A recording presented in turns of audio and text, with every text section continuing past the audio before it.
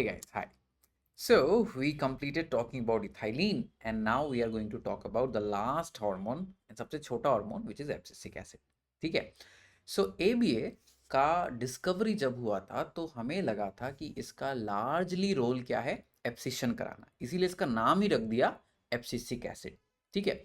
So Bennett and Clark कैफर्ड इन लोगों ने देखा था कि ऑक्सिन के सिवा अपार्ट फ्रॉम ऑक्सिन कुछ ऐसा सब्सटेंस है दैट ग्रोथ ऑफ कोलियोप्टाइल को इनिबिट कर सकता है. मैं आपको याद दिला दूं, ऑक्सिन जो है रूट की ग्रोथ को ज्यादा बढ़ाता है. ठीक है. So something else inhibits the growth of coleoptile. तो बेनेट क्लार्क ने उसका नाम रखा इनिबिटर बीटा और इनिबिटर बी.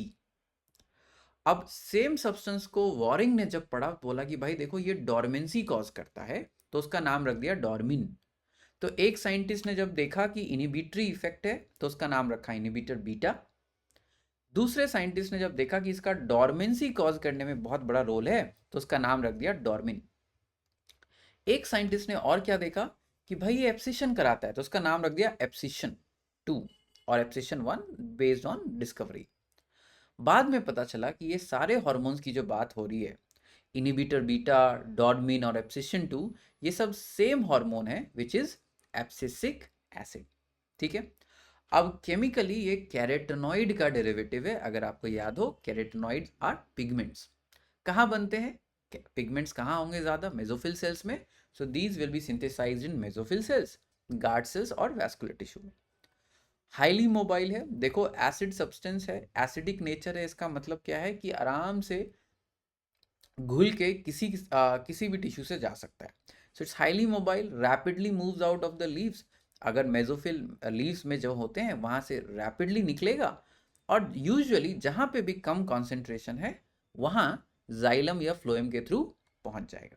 कुछ बड़ा नहीं है इसमें. ठीक है.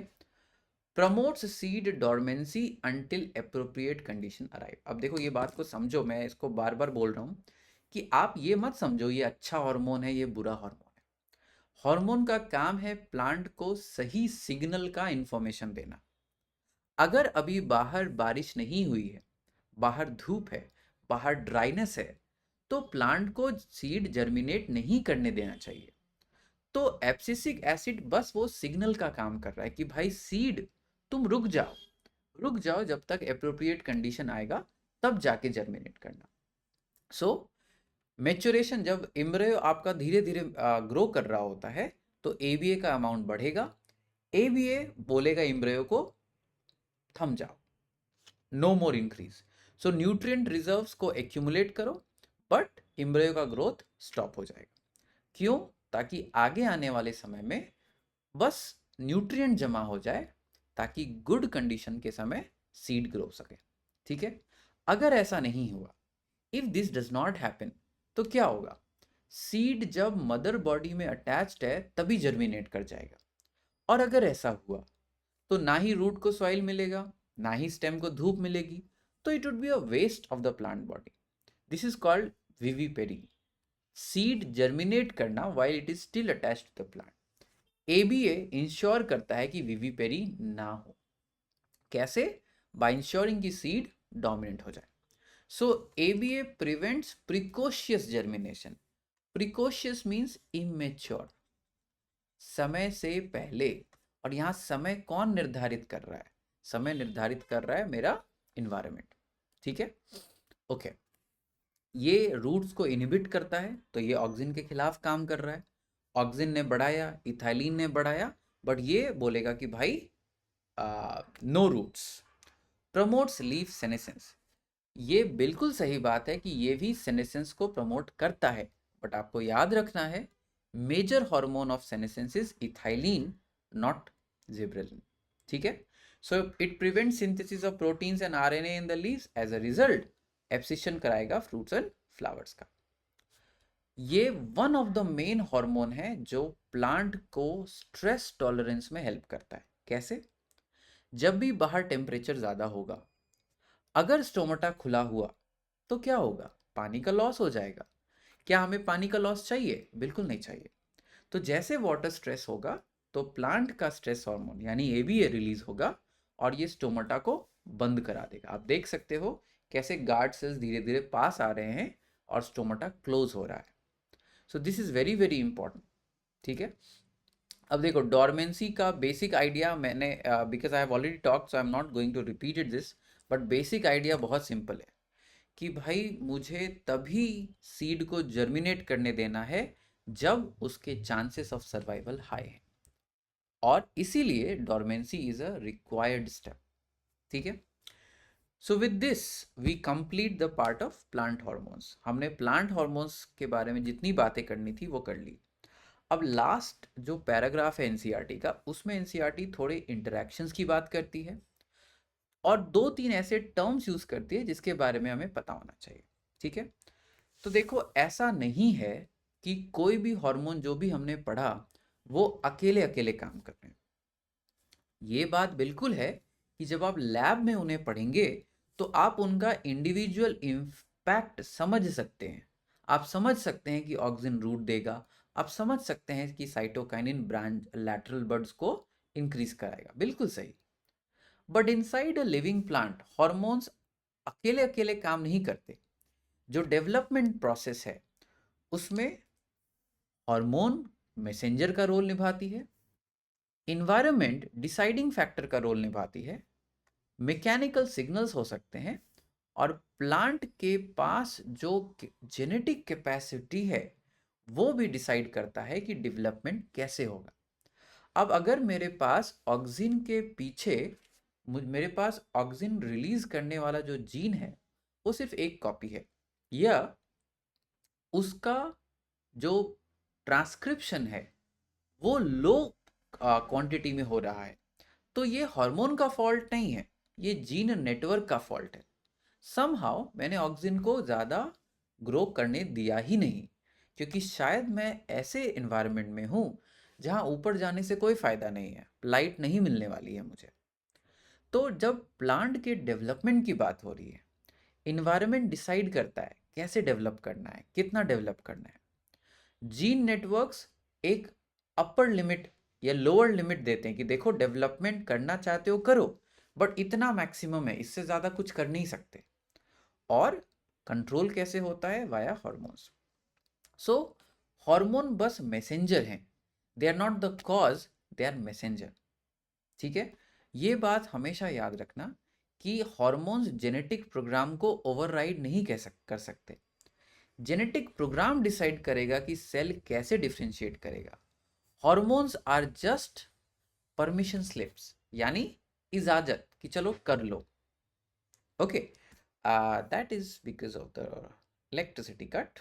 Okay, we'll continue with this, but because of the electricity cut I don't want कि background थोड़ा ज़्यादा problematic हो, इसलिए I've reduced the size। ठीक है, छोटा सा टॉपिक बचा है, that is why I'm deciding to continue it rather than leave the recording। okay, so hormones बस मैसेज का काम करते हैं कि भाई देखो। Okay, sorry, okay, sorry for that. या सो हॉर्मोन्स बेसिकली जस्ट मैसेंजर का काम कर रहे हैं, वो एक इजाज़त दे रहे हैं कि हाँ भाई अब आप ये पर्टिकुलर काम कर सकते हो। ठीक है, so they never work alone, they always work together. So क्या वो इंडिविजुअलिस्टिक हो सकते हैं? क्या वो अकेले अकेले काम कर सकते हैं? कोई भी नेट इफेक्ट, कोई भी नेट इफेक्ट कभी भी हॉर्मोन्स का सिर्फ लैब एक्सपेरिमेंट्स में आता है। In reality in a living cell ये हॉर्मोन्स हमेशा आपस में बात कर रहे हैं कि देखो मैं इतना कह रहा हूं, तुम इतना कह रहे हो, दोनों बातचीत करते हैं, जो जीता वो सिकंदर। सो ऑक्सिन बोलेगा वर्टिकल ग्रोथ करो, एपिकल बर्ड को ग्रो कराओ, साइटोकाइनिन बोलेगा नहीं लैटरल बर्ड्स को ग्रो कराओ, और ओवरऑल जो ज्यादा होगा उसकी बात मानी जाएगी। सो ये सही है कि लैब्स में आप हॉर्मोन्स का इंडिविजुअल इफेक्ट पढ़ सकते हो, but in a real living cell most of the time वो इंटरैक्शन में काम करते हैं। कुछ कुछ जगह है जहां पे कुछ हॉर्मोन्स एकदम इंडिविजुअल इफेक्ट दिखाते हैं जो दूसरे हॉर्मोन्स नहीं दिखा सकते, सिर्फ कुछ जगह ऐसा है। और उनके कुछ एग्जाम्पल्स क्या हैं? जिब्रेलिन बोल्टिंग कराएगा, यानी इंटरनोड का एलोंगेशन। इथाइलिन ही सिर्फ ट्रिपल रिस्पॉन्स दे सकता है, कोई और हार्मोन उसमें रोल प्ले नहीं करता। साइटोकाइनिन रिसोर्स एलोकेशन कराकर किसी भी लीफ को ग्रीन रख सकता है या बेसिकली उसे फ्रेश रख सकता है। तो कुछ इफेक्ट्स हैं बेटा जहाँ पे इंडिविजुअल इफेक्ट बहुत प्रोमिनेंट है, but most of the other times single hormone dominated effect नहीं होता। ओके, कंट्रोल्ड एक्सपेरिमेंट्स में आपको दिख सकता है, आप कंट्रोल करते हो बाकी हार्मोन को नॉर्मल रखकर, इस हार्मोन को आप पढ़ना चाहते हो, उसका कॉन्सेंट्रेशन का इफेक्ट देखते हो, but in a real cell ये हमेशा आपस में बातचीत करते हैं। अब किस तरीके से बातचीत करते हैं?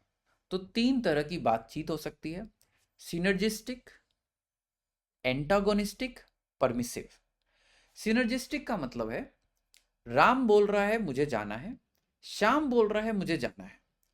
अगर राम बोल रहा है जाना है तो पापा उसकी बात मान जाएंगे, श्याम बोल रहा है कि मार्केट जाना है तो पापा उसकी बात भी मान जाएंगे। लेकिन राम और श्याम दोनों बोल रहे हैं तो पापा उसकी बात तो जरूर मानेंगे। सो 2 हार्मोन हैं जो इंडिविजुअली ऑलमोस्ट सिमिलर इफेक्ट दिखाएंगे, लेकिन अगर दोनों हार्मोन साथ काम कर रहे हैं तो अलग ही लेवल का इफेक्ट दिखता है। परफेक्ट एग्जाम्पल सेल डिवीजन है। देखो, ऑक्सिन डीएनए रेप्लिकेशन के चेक पॉइंट्स को क्लियर कराता है, साइटोकाइनिन एक्चुअल सेल डिवीजन करा रहा है। ठीक है, अगर मुझे कैलस का ग्रोथ चाहिए तो मुझे दोनों चाहिए।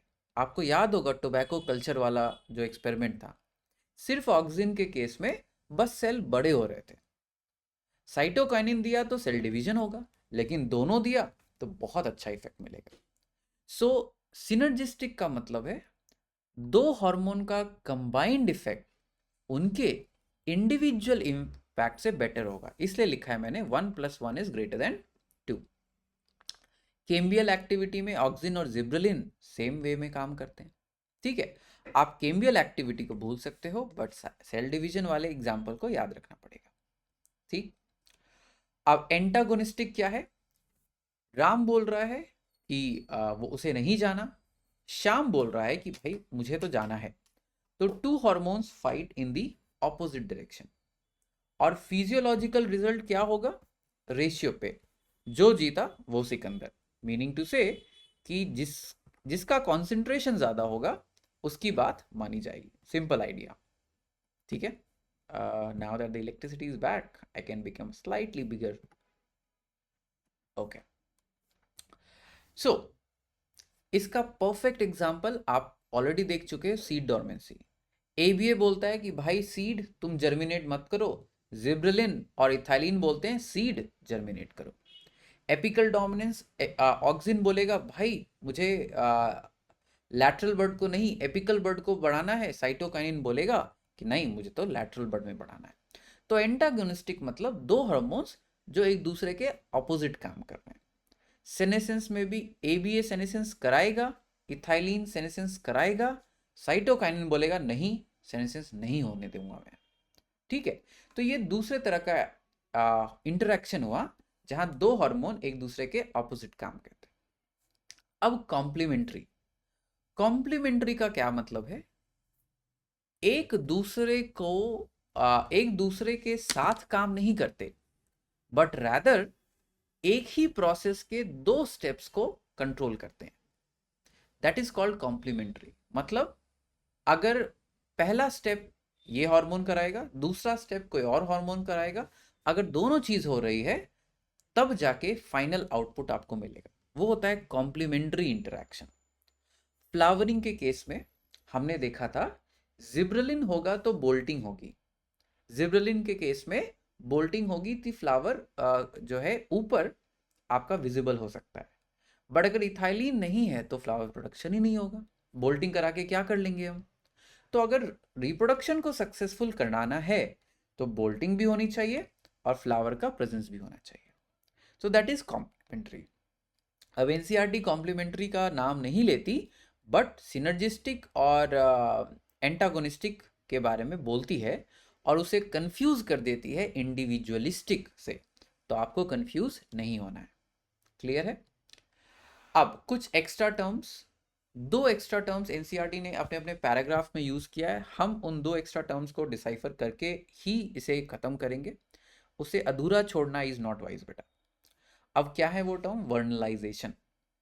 आपको याद होगा जिब्रेलिन पढ़ते समय हमने बोला था कि पहला साल जुवेनाइल होता है और दूसरा साल कुछ प्लांट वैरायटीज का एडल्ट होगा, यानी वो रिप्रोडक्शन दूसरे साल में करेगा। अब प्लांट को कैसे पता कि पहला साल बीत गया? प्लांट दो चीजों को नाप सकता है। पहली चीज एक कोल्ड विंटर, दूसरा लाइट का ड्यूरेशन। आपको याद होगा कि जब सूरज की जब ठंड होती है तो आपका ड्यूरेशन ऑफ डे लाइट कम हो जाता है, ठीक है? तो प्लांट इन दो तरीकों से चीजों को नाप सकता है।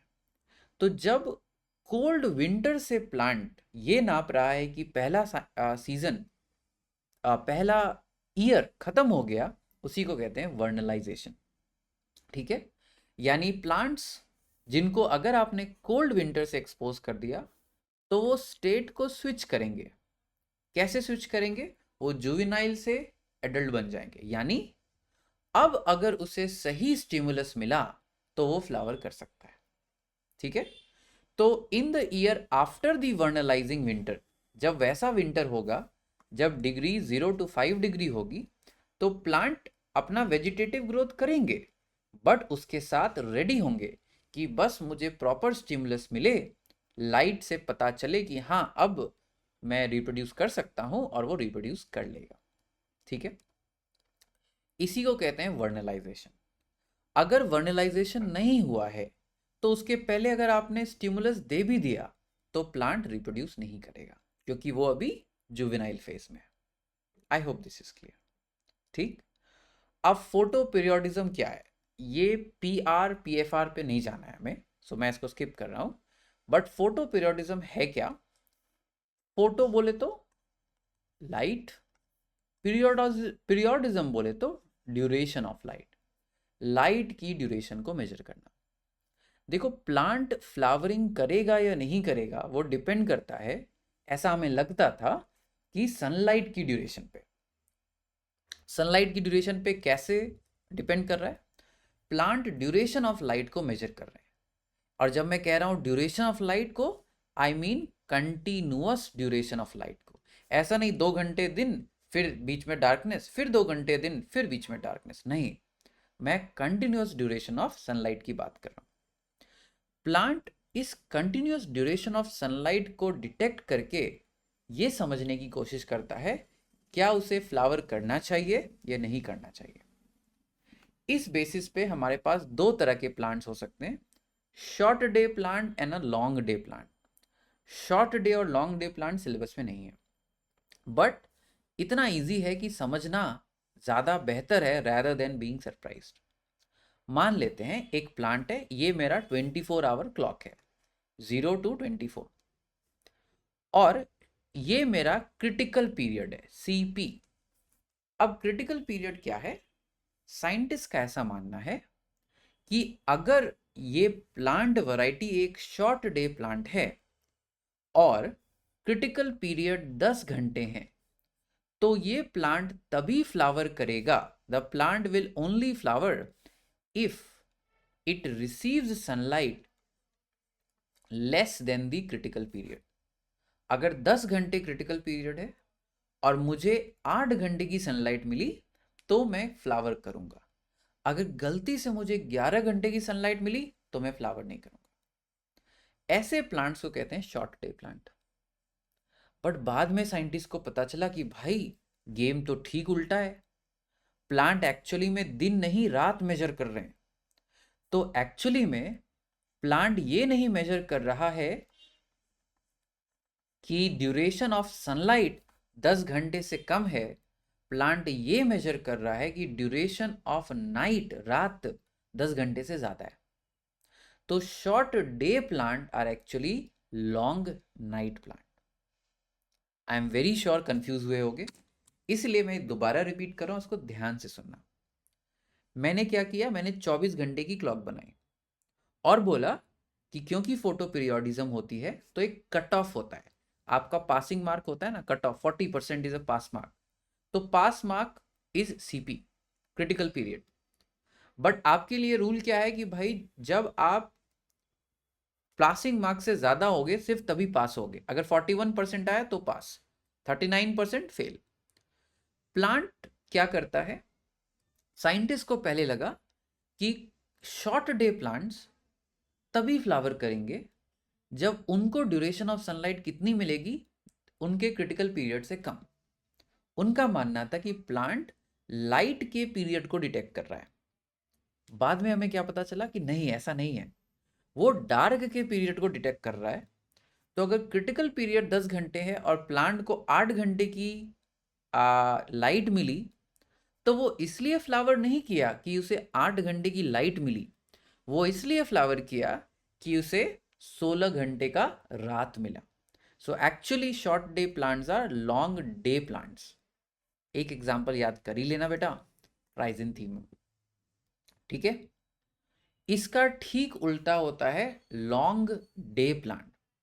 लॉन्ग डे प्लांट क्या बोलेगा कि मैं तभी फ्लावर करूंगा जब मुझे duration of sunlight critical period से ज्यादा मिलेगी, ठीक है। ये आपका शॉर्ट डे प्लांट का एक एग्जांपल है। देखो, शॉर्ट डे प्लांट तब फ्लावर करेगा जब क्रिटिकल पीरियड से मुझे लेस मिलेगा। जो लॉन्ग डे प्लांट जो आपका ये आपका शॉर्ट डे प्लांट है, और short day plants are actually long night plants, ठीक है। इसका ठीक उल्टा होता है आपका लॉन्ग नाइट और सॉरी लॉन्ग डे या शॉर्ट नाइट प्लांट। अगर मान लेते हैं ये मेरा क्लॉक है, फिर से लेंगे मेरा क्रिटिकल पीरियड 10 घंटे है, तो लॉन्ग डे प्लांट को हमें लगा था कि वो तब फ्लावर करेगा जब उसे 16 घंटे की लाइट मिलेगी। बाद में हमें पता चला कि नहीं, वो तब फ्लावर करेगा जब उसे 10 घंटे सॉरी 16 घंटे सॉरी आपका 24, हाँ 14 घंटे से कम आपका डार्कनेस मिलेगा, ठीक है। सो क्रिटिकल पीरियड ऑफ 10 का means it is actually going to need a dark period which is uh, uh, less than the 14 hour period, ठीक है। तो इस चीज को आपको बस ध्यान रखना है। शॉर्ट डे डिटेक्ट्स और needs a day shorter than the critical period, long day needs a day longer than the critical period. But plant actually उल्टा मेजर कर रहे हैं, तो short day plants are long night plants, long day plants are short night plants, ठीक है। So this is what we are.